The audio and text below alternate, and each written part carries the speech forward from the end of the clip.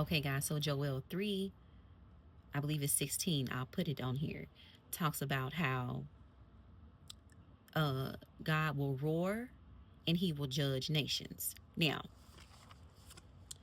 Isaiah 51:9 says, "Awake, awake, arm of the Lord. Clothe yourself with strength. Awake as in days gone by, as in generations of old. Was it not you who cut Rahab to pieces, who pierced that monster through?" Guys, we know Jamaica, they're saying that the island is split. It's two Jamaicas now. You got the east side and the west side. Now, to push this along further, now, a hurricane researcher said this. This is a hurricane researcher. The hurricane looked like it didn't even know the island was there. The storm swept through, oblivious to the land, forests, buildings, homes, and people in its path, even as it destroyed them. Satellite imagery paints an alarming picture of how the storm decimated the land. Now, the hurricane researcher said this. It was one of the slowest moving systems. They call it an enigma.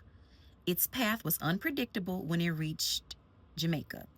It strengthened, made a 90-degree turn, and rammed Jamaica, and in its intensity left behind a trail of destruction.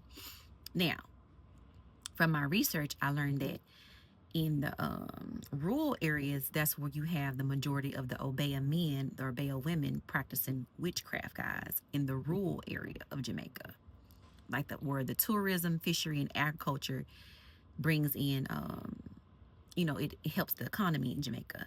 Now, they're saying that the island of Jamaica is split in two. The rural area, which is the west area, where you have St. Elizabeth, Montego Bay, St. Anne, I believe.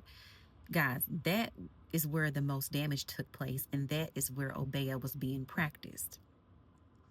So,